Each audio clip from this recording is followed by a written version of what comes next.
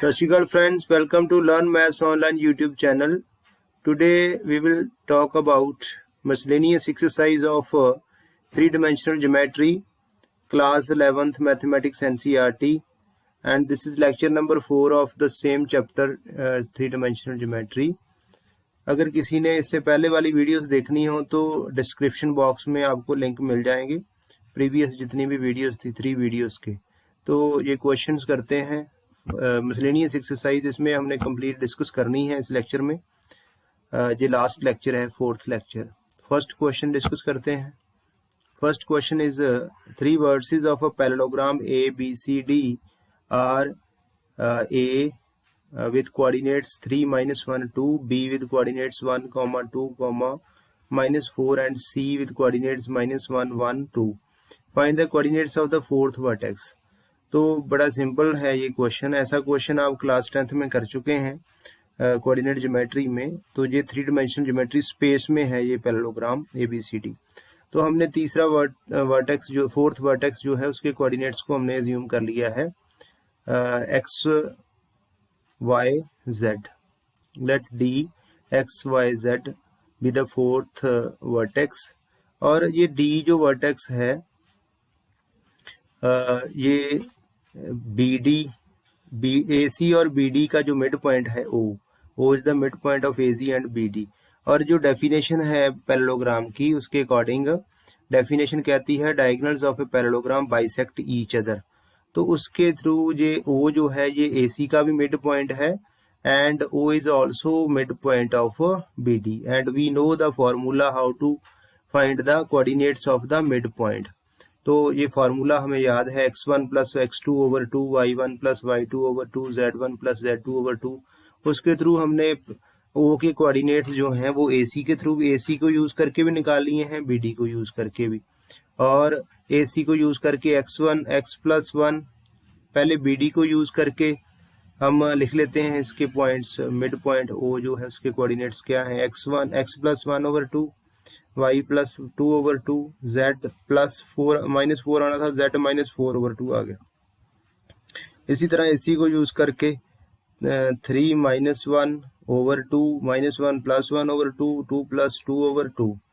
ये सिंप्लीफाई करके हमने इक्वेट कर दिए हैं कॉरेस्पॉन्डिंग कोऑर्डिनेट्स को, and we get the value of x equal to 1, y is equal to -2, z is equal to 8, and so coordinates of D are 1, -2, 8. Next question. Yes, second question is find the lengths of medians of the triangle with vertices A 0, 0, 6, B 0, 4, 0 and C 6, 0, 0। ये coordinates हैं जो ABC हमें triangle के versus दिए हैं। हम मान लेते हैं AM, BN and CO are the medians of triangle ABC।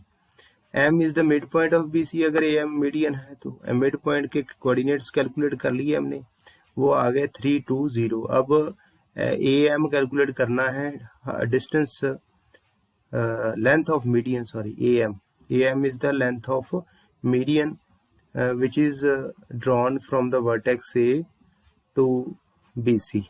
AM की लेंथ आ गई डिस्टेंस फार्मूला यूज करके 7 यूनिट। इसी तरह आप बाकी जो मीडियन है दो, उनकी लेंथ खुद कैलकुलेट करेंगे।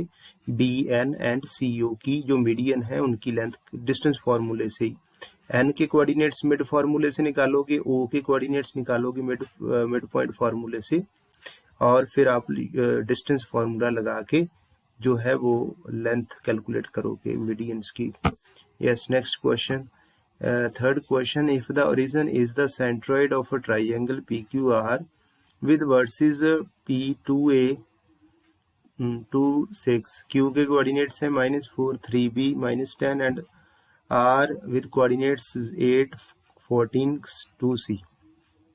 हमने ABC की वैल्यू कैलकुलेट करनी है। आप सभी जानते हैं कि अगर हमारे पास कोई ट्राइंगल हो जिसके वर्सेस x1, अगर किसी ट्राइंगल के वर्सेस हमारे पास x1, y1, z1, x2, y2, z2, x3, y3, z3 हों, तो सेंट्रोइड के कोऑर्डिनेट्स क्या होते हैं, जी के साथ डिनोट करते हैं generally, x1 plus x2 plus x3 over 3। इसी तरह y कोऑर्डिनेट क्या होगा, y1 plus y2 plus y3 over 3। इसी तरह z1 plus z2 plus z3 over, ये फार्मूला है। तो ये फार्मूला यूज किया हमने, x1 x2 x3 को ऐड करके 3 से डिवाइड कर दिया है, क्योंकि सेंट्रोइड के कोऑर्डिनेट 0 0 0 हैं, तो इसलिए x कोऑर्डिनेट इक्वल टू 0, दूसरा कोऑर्डिनेट उसको भी 0, सभी कोऑर्डिनेट्स जो सेंट्रोइड के आए हैं उसको 0 के साथ इक्वेट करके हमारे पास a की वैल्यू -2, b की वैल्यू -16 ओवर 3 और c की वैल्यू 2 आ गई। यही हमने कैलकुलेट करना था a b c की वैल्यू। आगे बढ़ते हैं, फोर्थ क्वेश्चन है, find the coordinates of the point on y axis which are at a distance of 5√2 from the point दिया है P। अब y एक्सिस के ऊपर कैसे पॉइंट होते हैं, हमने ज्यूम कर लिया है 0, y, 0, ऐसे पॉइंट होते हैं जिसमें y कोऑर्डिनेट को छोड़ के बाकी दोनों कोऑर्डिनेट्स की वैल्यू 0 होती है। स्पेस में बताया जा चुका है प्रीवियस लेक्चर्स में, ऐसे कोऑर्डिनेट्स होते हैं y एक्सिस के ऊपर। तो P भी पॉइंट दिया है, Q हमने ज्यूम किया है, PQ का डिस्टेंस 5√2 दिया है। डिस्टेंस फार्मूला लगा दिया है, x2 minus x1 whole square plus y2 minus y1 whole square plus z2 minus z1 whole square. Simplify करके स्क्वेयरिंग कर दी है, लेफ्ट हैंड साइड हमारे पास y square plus 4y plus 38 is equal to 50। जो क्वाड्रेटिक बच गई है y square plus 4y minus 12, factorise करके y की दो वैल्यूज आ गई हैं 2 एंड -6।